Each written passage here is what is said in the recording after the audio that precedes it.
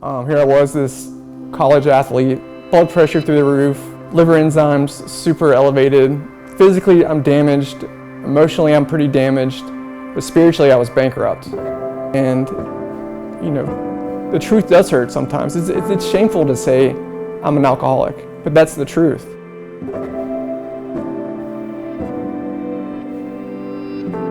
Well, I grew up here in Metro Atlanta, grew up in Marietta, grew up going to church, youth groups, was saved at a very young age.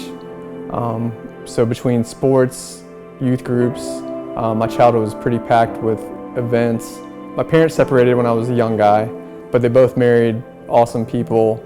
I look at it as, you know, I have 4 awesome parents that helped raise me. I have 4 amazing sisters, very large extended family.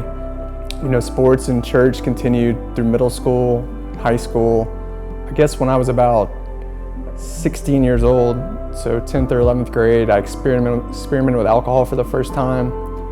Luckily, sports helped curb that. And I was very concerned about what my parents thought. So freshman year in college, my drinking and alcohol use went up a lot. This continued. Grades suffered, relationships started to suffer. Relationships with loved ones, I was a little more distant, less engaged, kind of what was going on at home. And you know, it was starting to take a little toll on my life early on, you know, 19, 20 years old. And these, you know, that left me with a couple college transfers from the age 23 to age 38. Alcohol use was about the same. It was constant. It was just about every day. For a really long time, I was able to justify my alcohol use with the fact that I had a job, I had a home,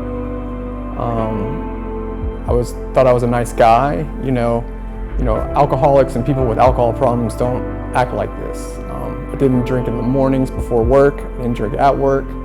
My ego and pride got in the way of what they were saying because they were legitimately concerned. I always just thought they were the ones that had the problem, not me.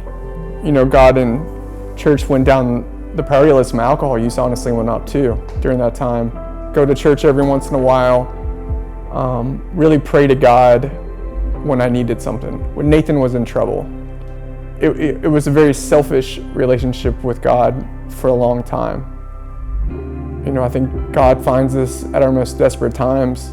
So I was meeting at my father's office like I do once a month. Show up in my dad's conference room, and it's my father and my stepdad. My antennas were up, and I said, okay, I know what this is. You know, they expressed their love and concern for me, and they said, hey, you know, we really just want you to talk to someone. As long as it's not hurting anyone else, why are people worried? But then I really realized, you know, at that point that it was starting to affect, or it had been affecting, but it went off for me, that my alcohol use was affecting the people that love me and that I love. And that was huge. That was, you know, a big moment for me. And so they literally said, hey, we want you to talk to someone. So intervention, if that's what we want to call it, lasted about 45 seconds. We were in an elevator heading to College Park to talk to someone. That went from an hour-long meeting to me checking myself into an 8-week inpatient program. Everything had to change in my life for this to be successful. And the only way that I was going to do that is through God, putting God first in my life, because this is something that was way bigger than me. Here I was, this, you know, college athlete, blood pressure through the roof, liver enzymes super elevated, dangerously. So here I am, physically I'm damaged, emotionally I'm pretty damaged, but spiritually I was bankrupt. The truth does hurt sometimes. It's shameful to say I'm an alcoholic, but that's the truth. You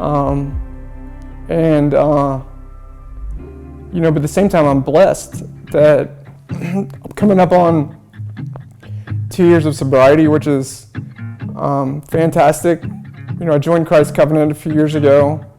There are really great men that you can be vulnerable with and say, these are the things I struggle with. Help me. sin grows in the dark, right? It's what I've really learned from all this too is if you sweep things under the rug, they're only going to get worse, no matter what it is. It doesn't have to be alcoholism. It doesn't have to be something, dealing with addiction. It can be anything. And to think back how selfish I lived for so long is sad, but it brought me here. And that starts with gratitude and praying to God and saying thank you so much, for saving me again, and helping this new start of life again at 40 years old.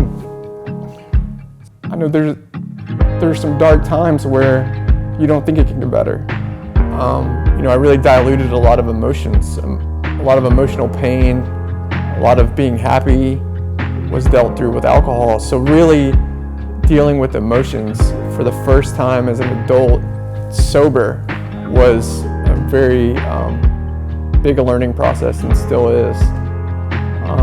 So really feeling those emotions, but it's great to really feel.